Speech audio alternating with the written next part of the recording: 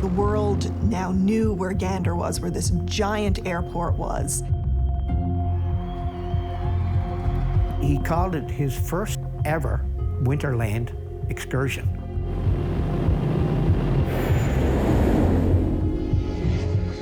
We've seen technology change. We've seen our relevance rise and wane. That's the ebb and flow of Gander. What's happening? When the Stasi intervened, there was fear. They all wanted to stay in Canada. One of the greatest assets is the resilience of our Newfoundland people, our burning desire to be here and to stay here.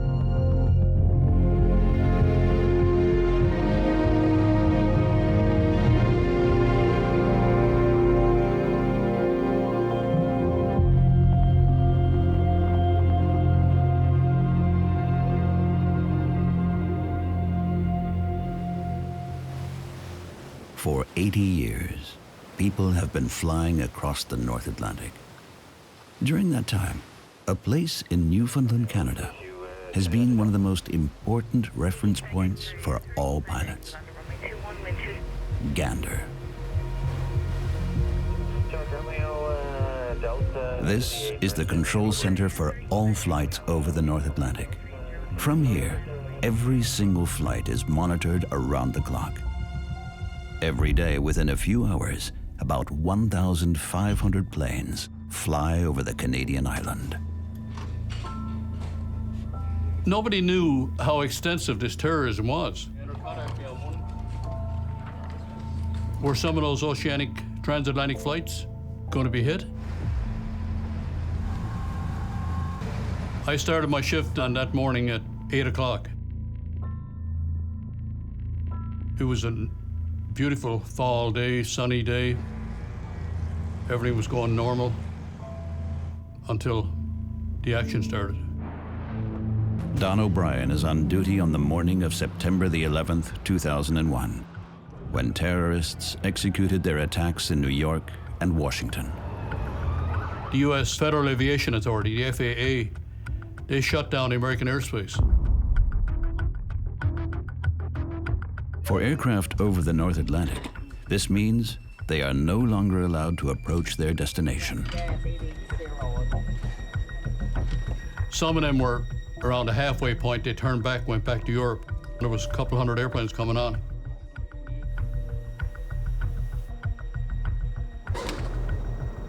So you're telling an airline, you're landing Gander, and the airline is coming back at you. No, we're going to Chicago. No, you're not.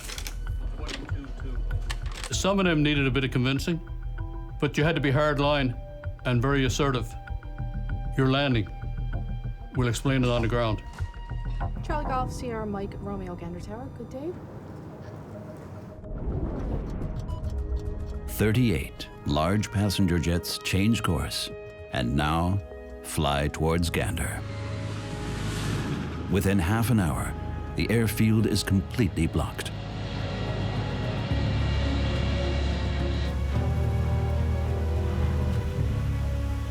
And then it was over. It went from madness to nothing. And there was no movement after they all got in. The airspace was sterilized. It was quiet. It was eerily quiet.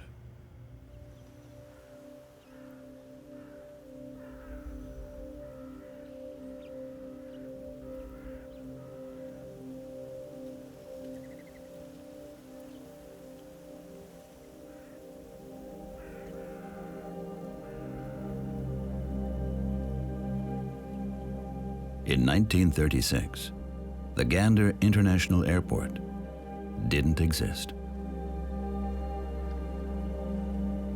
A pilot in northern Newfoundland lands his seaplane in a deep-cut bay. He started a reconnaissance flight with 2 passengers.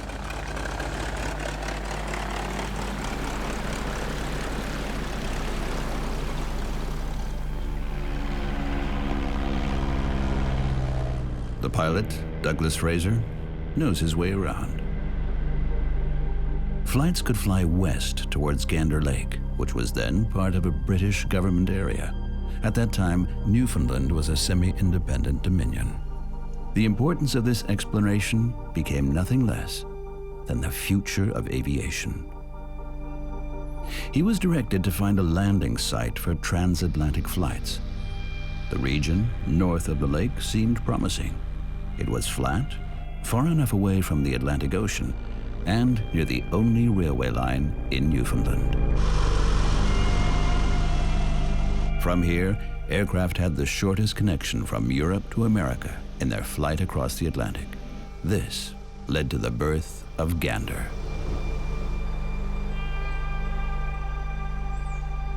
It was kind of in the middle of nowhere. It was only known as Hattie's Camp, which was for trappers and loggers. It was a temporary area. So they immediately did start to clear the land, flatten anything that needed to be flattened, and prepare it so that they would be able to have runways in this space. For construction of the airfield, everything had to be flown in to this remote location. There were no laborers or equipment to turn a forest into an airfield. A new town without prior history was created. Areas in Newfoundland, so many towns and cities, were established back in the 16, 17, even 1800s as fishing communities. Gander is new. 4 runways are under construction at the same time.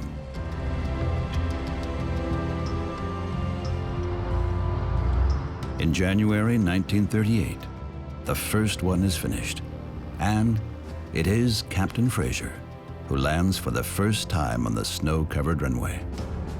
Everything seems ready to receive flights coming across the Atlantic.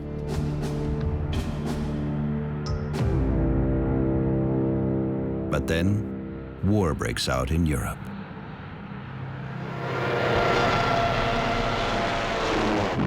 Hitler's attack on Poland will soon have an indirect impact on Newfoundland. When France falls in the summer of 1940, Great Britain urgently needs supplies from America. Weapons and airplanes are needed to survive the German assault.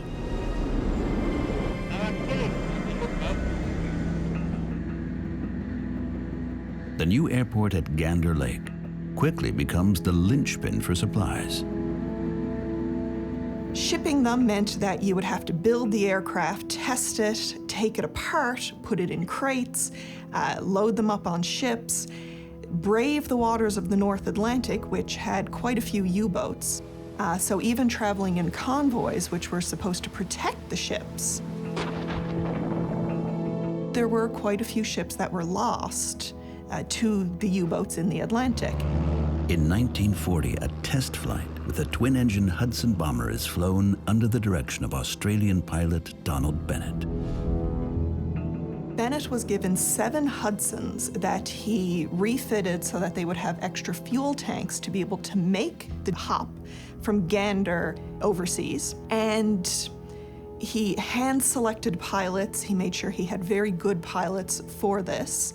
And they left from Gander. Now, this was 7 Hudsons, and from the English point of view, if 3 of them successfully made the flight, then they would start ferrying aircraft rather than shipping them. Bennett leaves Gander on the evening of November the 10th, 1940. The convoy hits a patch of bad weather, and contact is lost to 3 Hudsons. To the surprise and relief of everyone, all 7 aircraft land in Belfast the next day. After the U.S. enters the war in June 1941, Gander becomes a central air hub. Runways are widened, new hangars are built, and ever larger aircraft arrive and depart. So during the Second World War, before this was known as Gander, this was the Newfoundland Airport. They actually called it an airport in the wilds of Newfoundland. So the location for Gander itself, for the Newfoundland Airport, was top secret. If you wanted to access Gander, you had to have special permission to arrive, to get off the train at Gander. The number of bombers landing here continues to increase until the end of the war. In total, around 20,000 fighter aircraft will be transported to Europe via Gander.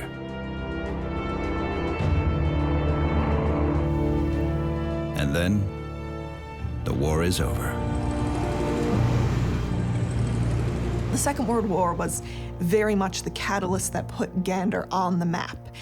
The world now knew where Gander was, where this giant airport was, that so many aircraft were leaving from to go overseas.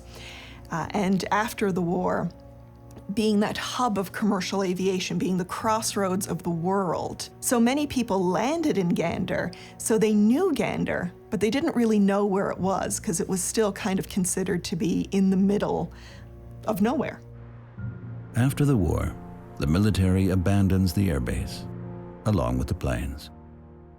Gander's population shrinks from about 10,000 to 2,000 inhabitants. For some, it feels like the end of Gander. But civil aviation has recognized people's need for a rapid transatlantic link and has not forgotten the airport at the end of the world. As early as autumn 1945, the first scheduled aircraft in Gander lands for refueling.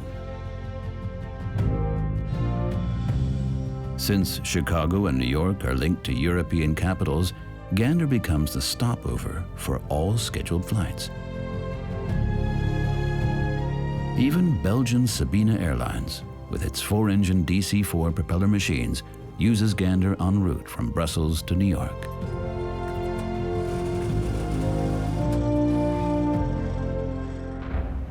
In September 1946, a tragic accident occurs.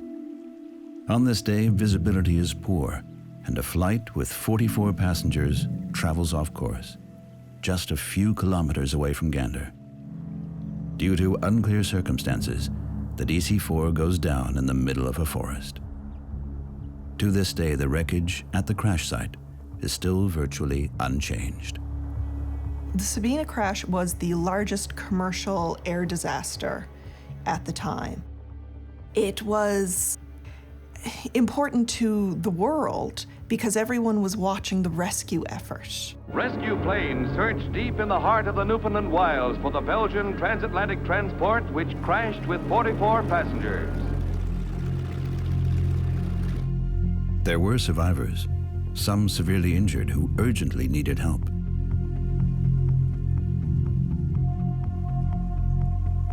Where it was found was so isolated that it was going to be difficult to try and rescue the survivors. So what they ended up doing here in Gander, they brought in helicopters, and helicopters were not very reliable at the time. They were actually crated up and flown in to Gander. Then they had to be put back together so that they could fly to the site. But the helicopters had known difficulties with their tail rotors. They couldn't just fly directly to the crash site. They had to move all of the survivors to a plateau where they built a landing pad for the helicopter. Many survivors are rescued. But the crash of the Belgian airplane, as well as the dangerous rescue efforts, show how risky the aviation business can be.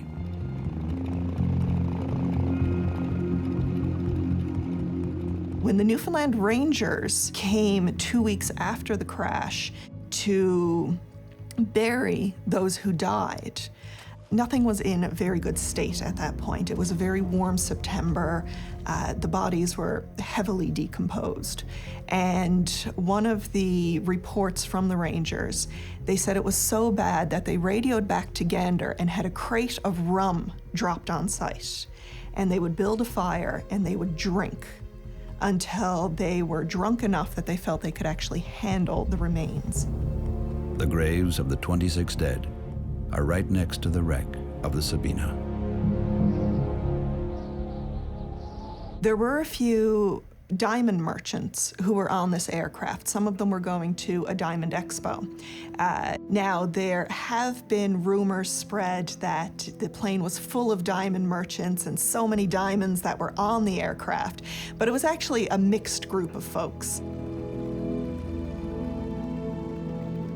There are a lot of stories around Gander as to where those diamonds might be. I've heard the stories of people who have gone out to the Sabina site and then come back into Gander and left. So maybe they found something out there and used those newfound riches to leave and go somewhere else. Legends and commemoration of these and other disasters in Gander continue. The population soon feels connected to everything that arrives from the world. The flight operations continue to develop steadily. Newfoundland has been Canadian since 1949, and the major airlines of that time regularly land at the airport located in the middle of nowhere. TWA, Pan American, I mean, they were in regularly when I was a kid, regularly.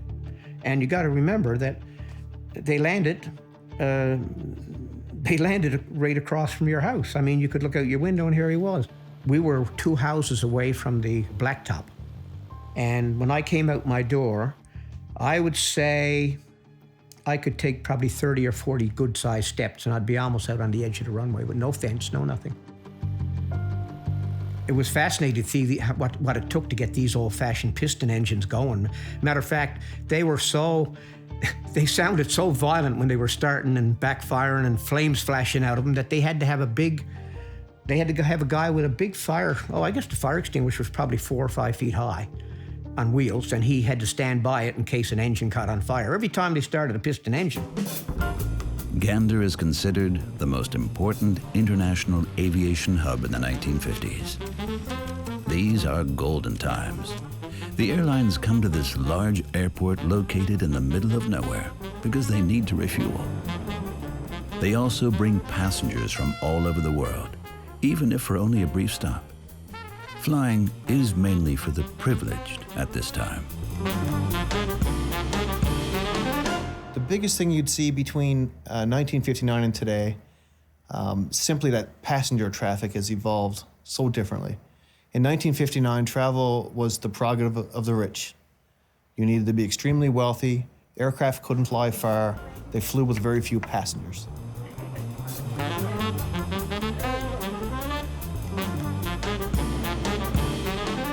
No one had a private jet in 1959. So Humphrey Bogart and all the A-listers from Hollywood and the heads of state, they all flew commercial like the rest of us, which was a wonderful backdrop if you were growing up in Gander because you could commingle with people like that. In 1959, Gander expects an exceptionally important and high-profile visit. Queen Elizabeth II arrives to inaugurate the new terminal. She is duly received and drives in an open car through the small town next to the runway. The new terminal is considered to be an architecturally modern arrivals hall, which is open to the public. In Gander, everyone is proud. But the arrivals hall meets an airport whose operations have already reached its maximum point.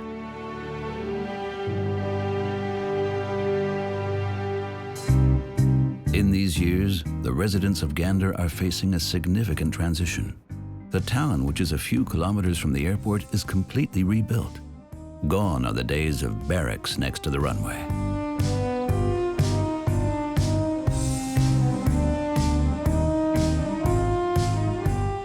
But things are about to change. Planes evolve, and jet engines allow aircraft to fly directly to European and American cities, and are no longer required to stop in Gander for fuel. Passengers now fly directly from Europe to America and back again. A crisis in Gander looms. But in 1964, the airport gets a new boss, Jack James. We started losing them. I remember my dad became the airport general manager in '64, and I was in high school, and I started noticing him talking about how the flights were dropping off at Gander Airport.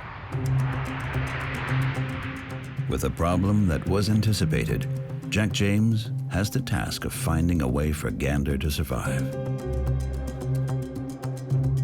They decided to win over new customers with discounts and special services, and bring back those who did not just land for refueling. They targeted the East Bloc countries because a lot of those flights were coming through going to Cuba. They set up a program with the airlines where they could actually transfer crews to live in Gander. As a matter of fact, airlines from Eastern Bloc countries still have a problem with the distance. For example, the way to Cuba is far, and Tupolev's and Aleutians use too much fuel to make the trip non-stop. Aeroflot, Interflug, Cubana, and others stationed their crews in Gander. The isolated location of the airport may also have played an important role in the midst of the Cold War. Jack was huge. Jack James was like an ambassador for the airport. He was a unique individual. I guess in a sense, the airport was Jack James. Yeah, Jack felt that this was his home. This belonged to him personally. So it was, he didn't come to work. He never left the airport. He was here 24/7 if he needed to be. Yeah, so this was Jack's home. This was his love, right? However, every year when winter comes, managing the airport in Newfoundland is a challenge. Temperatures fall far below zero, and snow covers the runway for months. Christmas 1972. Cubana Airlines lands with Fidel Castro on board in order to refuel in Gander. A blizzard forces him to extend his stay, and Jack James meets the president of Cuba for the first time. When he landed in a winter wonderland. The eastern seaboard was down in snow and visibility was bad. They couldn't get an alternate there. When they landed, they got delayed here because of the weather. I guess first thing they did was they went and had a bite to eat. The interpreter, he thought it was going to be harder to communicate with them, but it wasn't. It was like they knew each other. This picture is when they were sort of sizing up, I guess, the hill that he either just went down, how foolish he was, or they're thinking about going down. I'm not sure which it was. But if you look carefully, he has his own people all surrounded around him. They asked if they could borrow a toboggan, a wooden toboggan, that a girl had been going down on. I'm not sure if she knew who he was on laughter. It's hard to say.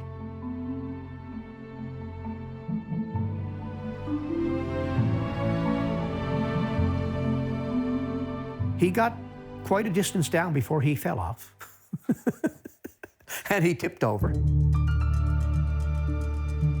One of his security people went over and grabbed him and tried to help him up. He was actually enjoying it. He called it his first ever winterland excursion. Over the years, Jack James and Fidel Castro developed a good relationship during their many meetings. Meeting Fidel and getting to know him personally, it kind of opened up a freedom for them. And they saw that, I guess, and he provided a trust.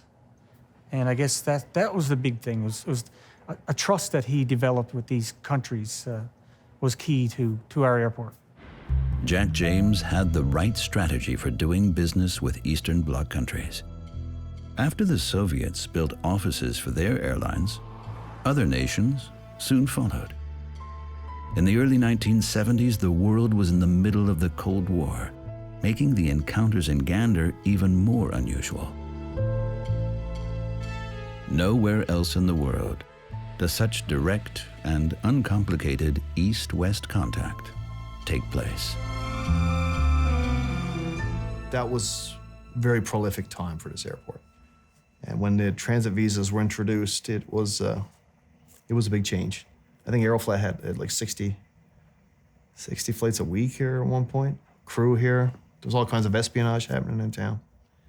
When the sugar trade with Havana was still an important thing, so Gander's always been a little bit cosmopolitan like that. At the same time, the West has not forgotten Gander. In 1974, the airport becomes part of aviation history. The first supersonic airliner in the world, the Concorde, is set to fly their test flights from Europe to Gander. They want to find out how people react to the effect of entering supersonic speed as well as slowing down again.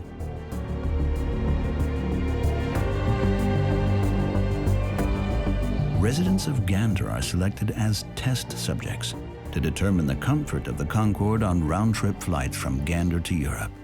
On one day in 1974, the British Concorde flies back and forth to England twice. The sensation and rising popularity of the sleek new supersonic aircraft reinvigorates the status of Gander, and the world takes note of it. This happens in the West, but also beyond the Iron Curtain. Politicians and strategists of both sides of the Cold War conduct business in Gander. But the airport also becomes an important hub for the disempowered and disenfranchised, the victims of the world. The flights that are offered from the Eastern Bloc countries to Havana are a unique opportunity for those who want to flee to the West, as of course, there is always a layover here. We could possibly have 20 or 30 a week defectors. I wouldn't say every flight, but a lot of flights would come through and have defectors.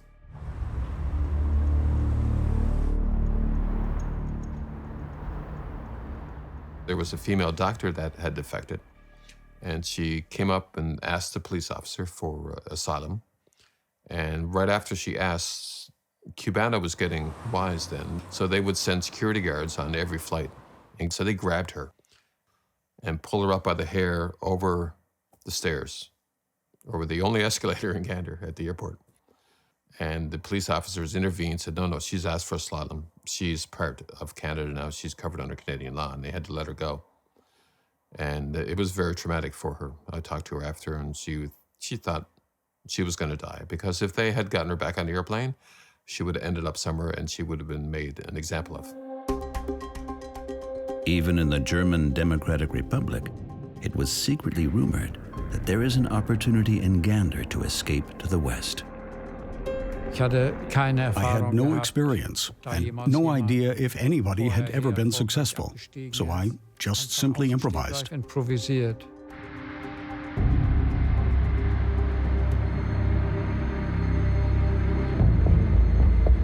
The airplane lands.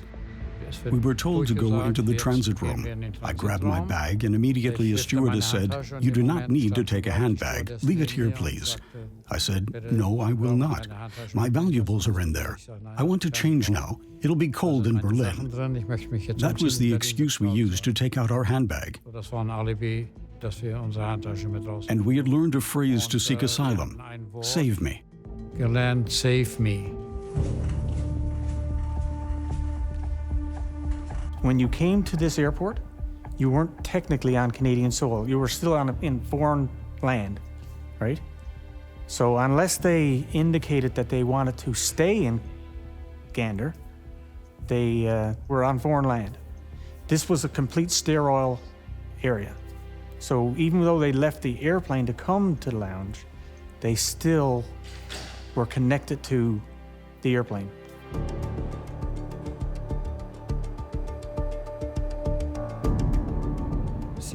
She had immediately seen someone wearing the uniform. She went there and said, "Save me." In the historic arrivals hall, Wolfgang Jorn and his girlfriend choose to take a risk towards freedom. I wasn't here very long when, I was trained as what to do if I did get somebody approach me. Sometimes they couldn't speak English. They would just hand you off a piece of paper and you'd read it, and they were frightened to death. There was fear. What's happening now? Will the Stasi intervene? At that moment, I must say, I was scared to death.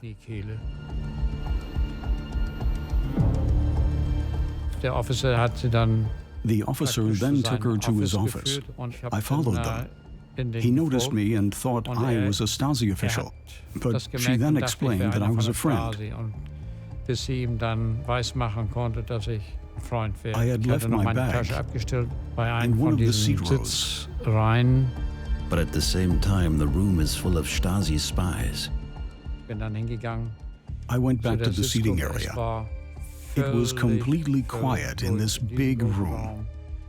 Everyone had heard what was happening.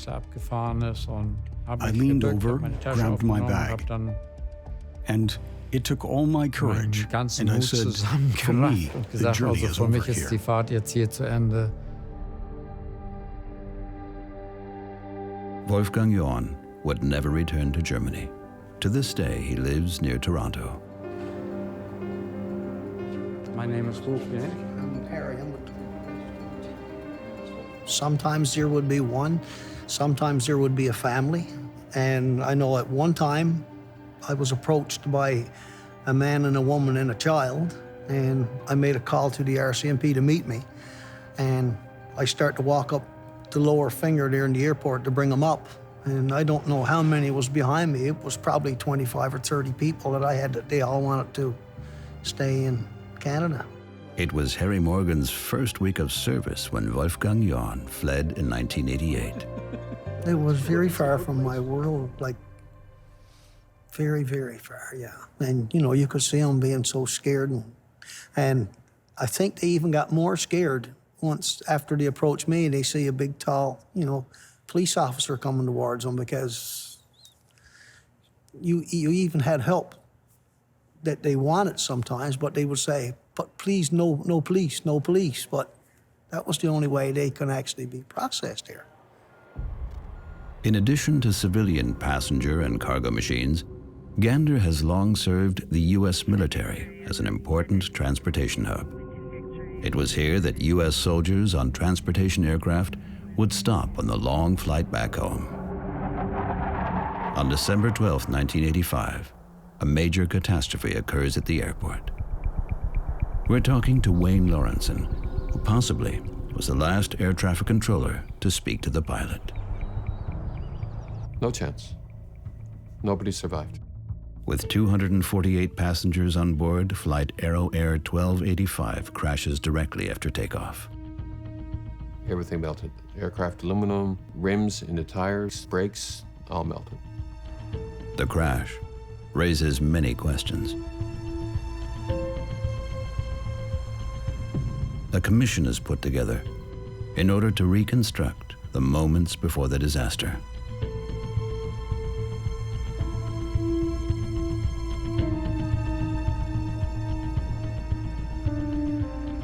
I'm an international flight service specialist. My job is to relay information, completely 100% accuracy with zero chance of error.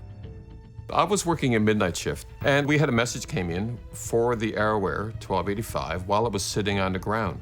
And I talked to the pilot, and I gave him a company message. The company message turns out to be very significant in terms of my involvement and the data that was transferred, because it involved the zero fuel weight, balances of the aircraft, total fuel, passengers. So there were a lot of numbers there that any particular number that could have been out of sequence or given incorrectly could have had a significant impact that caused the accident.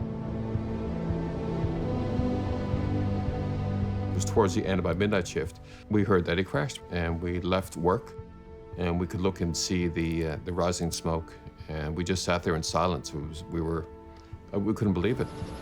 Only a few hundred meters from the runway, the machine crashes into the forest. It's one's nature when in terms of what happened with that circumstance to doubt if I had given him that message correctly. The commission investigating the accident tries to make sense of the sparse findings to share some information with the press. The evidence indicates, that the first portion of the aircraft to strike the trees and ground was the tail section. Of course, after that impact, a large-scale fire ensued. I listened to the tapes myself. So there was a lot of anxiety for me and a lot of pain and anguish in that process, to the point where I was interviewed and I was finally cleared that I did give him the message accurately and he had received it accurately.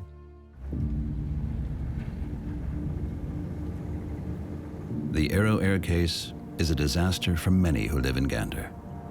There were two reasons for this. The cause of the crash could never be explained, and there were no survivors.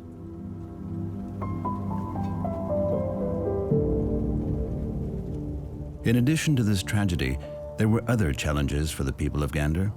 At the beginning of the 1990s, fewer and fewer international airlines are landing here.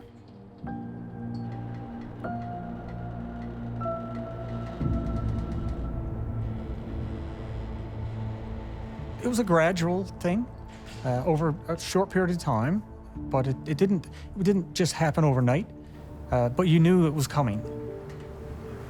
I remember when the Cubana management and even the Aeroflot management were leaving for good. It was a sad time because we developed a bond with them. They were like family to us. You know, the airport community was very close knit. So yeah, it was a very sad time for all of us at the airport. For a decade, Gander International Airport sinks into obscurity. Hardly anyone takes notice of the airport in Newfoundland.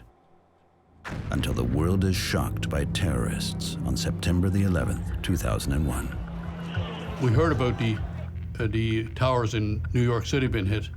So a few of us that were free went to the TV room to have a look at it. And as we're looking, we're saying what a tangle U.S. airspace is going to be in with airplanes and the tangle air traffic controllers in New York were into. And shortly after, we got the word that airplanes were going to be landing Gander. At the time of the attacks, air traffic controllers expected 38 passenger jets to land. Only half an hour until the first planes expected.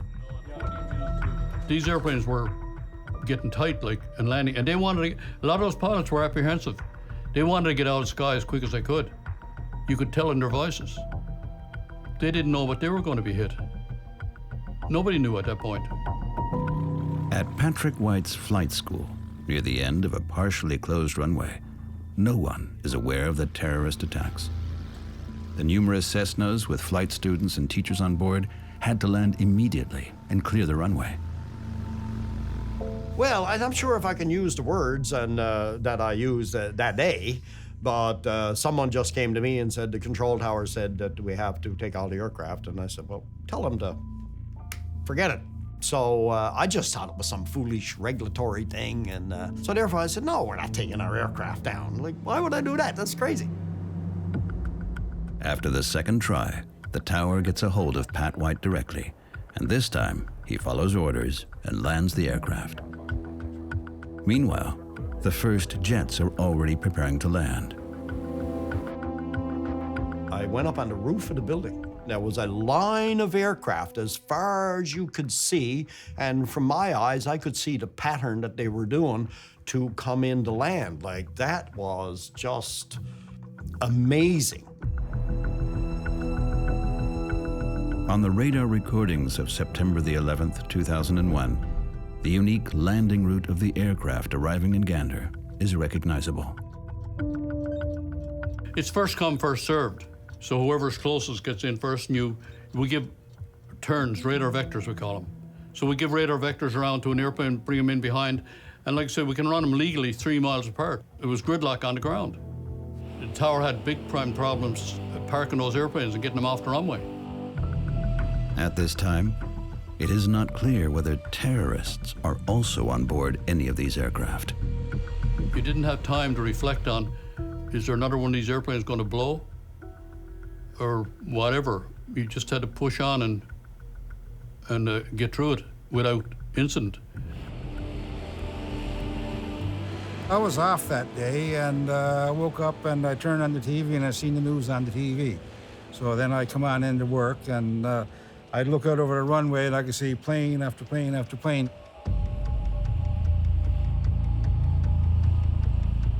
We're looking at 30-odd airplanes. We've only got about 6 passenger stairs, and each one required a passenger stairs. So we'd have to take stairs to one airplane, take it off that one, go to another one, and we just kept the rotation going and going and going. Passengers had to wait up to 25 hours inside of the airplanes in order for authorities to clear all security concerns.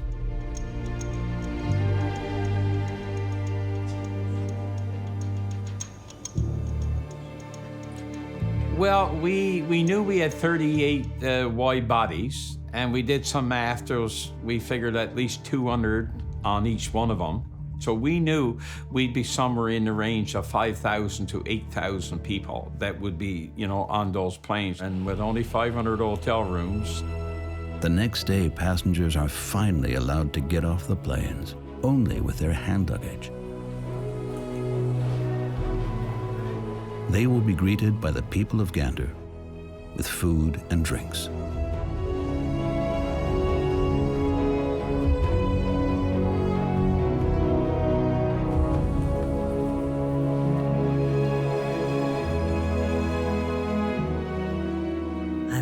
It was just unreal. And they came in, it was in the early hours in the morning.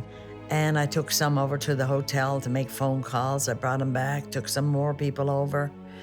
And the second trip I made, there was 3 ladies. And one of them, when she hung up the phone talking to her mother, she broke down crying. And from then on, I was taking people for showers, taking them to the mall shopping, and whatever needed to be done, that's what I was doing. The people in Gander open their doors to the stranded. There are about 8,000 inhabitants living here, and they will voluntarily provide refuge for about the same number of people. When they came, they were scared. All you had to do was put yourself in their shoes and think about how you would feel. The generosity of people on an otherwise detrimental day inspires 2 composers to write a musical about it. Come From Away. This emotional piece of music would become a 2003 Broadway success. It was released at the right time when there's a lot of turmoil, and American people especially are grasping onto this story, and they just love to hear it, and they're so overwhelmed with it that it's amazing, and yet it's simple. It's about love and compassion. It doesn't mean that we have to agree with everybody. We don't have to agree on issues. We don't have to agree with the way we live our lives, but we should all be able to agree to love each other. After 5 days, the bittersweet farewell. Many of the passengers will never forget the little place of Gander and the warmth with which they were received here. On that last day, when everybody left, it was somber. It was, people were, there was people sad, people were just not knowing what to do. It was like you just laid to rest your best friend, and you're just in a daze. And the whole community was like that for a few days after, till we, as everybody was tired and finally got some sleep and everything. But it was like you lost a big part of your family.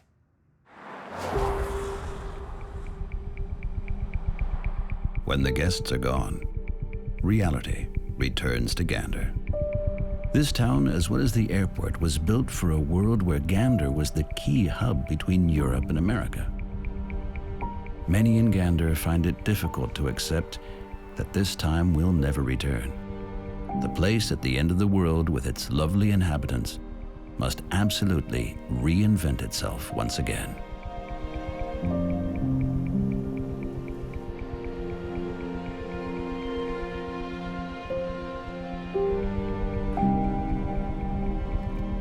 Yeah, I grew up here. Gander, this airport was the backdrop for my youth. Aviation is in everyone's DNA in Gander, so I understood the history and the expectations of people. The only time it bothers me is if someone believes that the past is more important than the future. We continue to sit here and rue the fact that the golden age of transatlantic travel is long gone. That makes history drag behind you like an anchor, when what we need is sails to the future.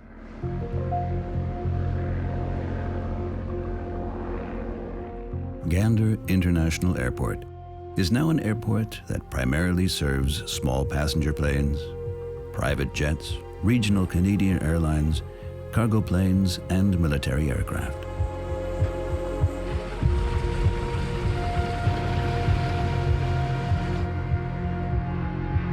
A major and important employer at the airport is the Canadian Air Traffic Control Centre for the North Atlantic and Canada, called NAV Canada. All flights that come over the North Atlantic are recorded and tracked in Gander. Twice a day, the sky looks like a busy highway with heavy rush hour traffic. Each airliner has, of course, a given speed and altitude. If any deviation occurs during a flight, the Gander air traffic controllers can observe this on their monitors and clarify any issues with the pilots.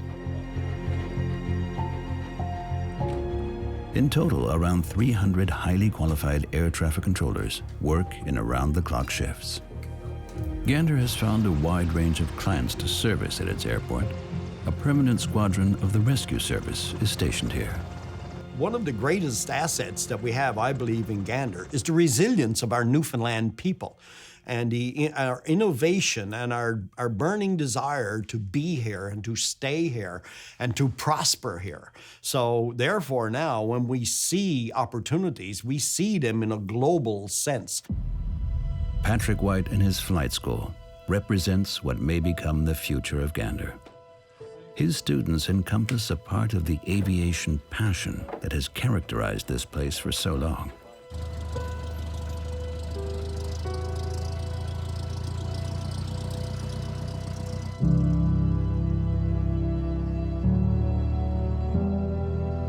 My family is actually from Gander. I love Newfoundland and the history that Gander has here with aviation. There's not many other schools that have the same history.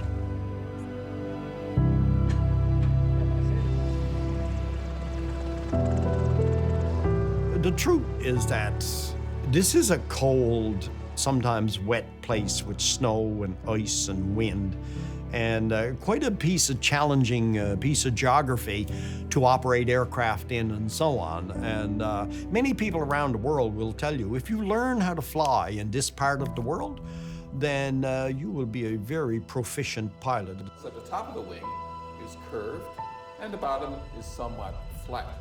But looked at a basic aircraft... Wayne Lawrenson is now teaching at the flight school. Many of his student pilots come from all over the world in order to train in extreme weather conditions. Angle of attack, the angle of the wing compared to the relative airflow or the dynamic airflow in the static. So what is causing this aircraft to that dynamic pressure of the aircraft going through the air? Wind goes over the top of the wing, static. You have a static source. And even on warm days, I don't regret going to work and see the looks on students and see them develop and start to talk like pilots. That's when I first noticed that I was doing my job well. When they would start their ground school lessons, they would just talk about generalities, and then they start talking aviation. They were becoming aviators and becoming the same type of person I've been for most of my life. You know, and that's what I love about Gander.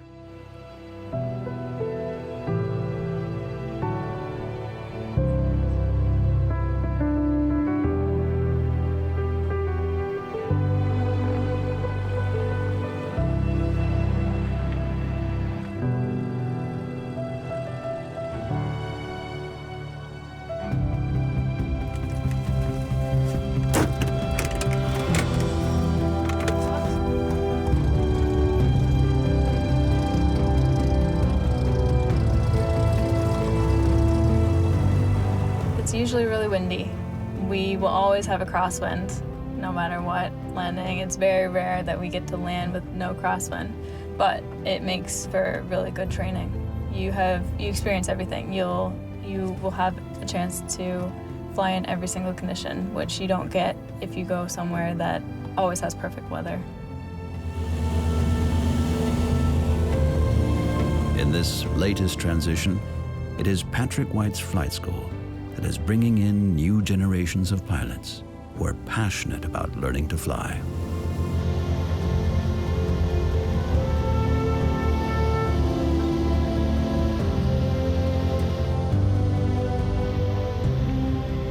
I was kind of concerned when I first started because I was scared I wasn't going to like it as much as I thought I did. But the first flight I went on, just the feeling of the plane lifting off from the ground, it's just this crazy feeling. And the fact that you're the one that's doing it. This is it. There's nothing else.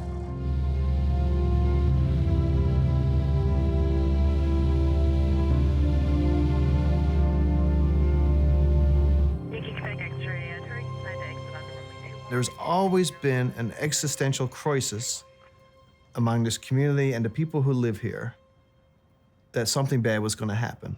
There were people here around lunchrooms in the early 60s that were waiting for the airport to close. Today, there's still murmurs occasionally about the airport closing. It has always been like that because we've seen customers come and go, we've seen technology change, we've seen our relevance rise and wane. That's the ebb and flow of Gander. There has always been anxiety, to some extent or another, about the airport's future. I would like to come to work on a day when there's no such anxiety. And if we do the right things, take the right risks, be smart about it, we can have that day. My dream.